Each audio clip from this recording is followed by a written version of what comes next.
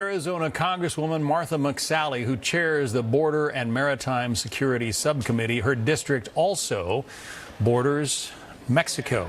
Congresswoman, it is candidate Donald Trump who made the wall a national discussion point. Is it going to get built? It absolutely needs to, John. I mean, look, I represent a border district, only one of 9 members of Congress.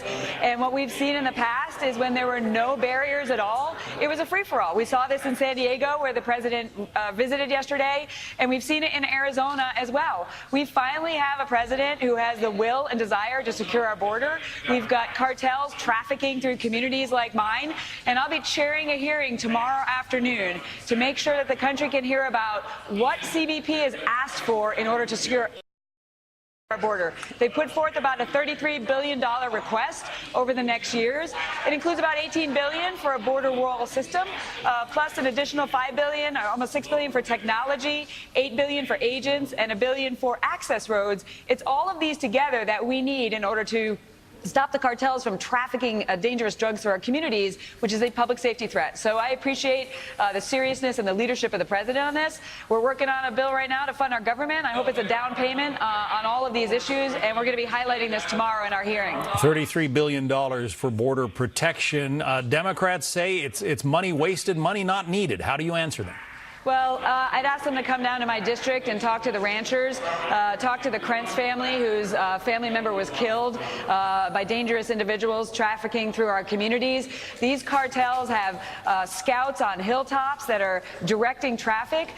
They're continuing to bring drugs through, and they are a public safety threat. And we have got to secure our border once and for all. It's going to take a very nimble approach and the will and the resources, plus intelligence-driven operations, because the cartels keep figuring out ways to push around. If you look back, when they first put up barriers in San Diego, it pushed their activity into Arizona. And then they put up some barriers in areas in Arizona, and then it pushed them out into the desert areas and into ranchers' property, the people that I represent. So we have got to put up this border wall system, a smart system combined with technology, airborne assets, intelligence, agents, and everything it takes in order to combat this threat. And I would encourage any Democrat who hasn't been to my district to come on down, and I'll show them what it's like. Talk to the people that are living there every day and the safety threat that they're dealing with on a daily basis. Yeah, the Yuma area a little different from, Maine or Minnesota, one of those places. Also the opioids that are coming through our ports and through the border are going to a community near you. This is our nation's problem. This isn't just the border district's issue. Real quickly, I want to sound from the president yesterday and then get your reaction.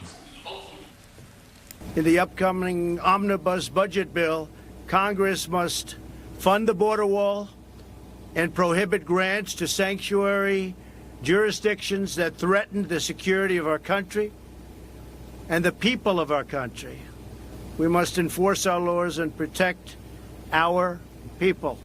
He campaigned on the wall. He can talk about it all he wants, but Congress has to appropriate the money. Well, the House has already passed all 12 appropriations bills, by the way, and that included what was requested, the initial $1.6 billion plus the additional assets for our ports of entry, the resources that our Border Patrol agents and CBP officers are risking their lives every single day. We've already passed that. We're working through the final details of the agreed-upon funding bill, and those things better be in there. We've already passed a sanctuary cities bill to make sure that we're holding people accountable like we're seeing in California that are more concerned about allowing criminals to get out of jail and be a public safety threat like the one who killed Kate Steinle and not be held accountable and brought into custody to keep our community safe. This isn't hyperbole. This is very real, and this is a federal government responsibility, and states like California have dangerous policies right now. They shouldn't be receiving federal assets if that's the direction they want to take. So I strongly support that. And look, Jerry Brown might want to start building a wall between California and Arizona because, his policies are actually endangering the rest of the country. He can't just keep them there. We are going to be watching that hearing tomorrow very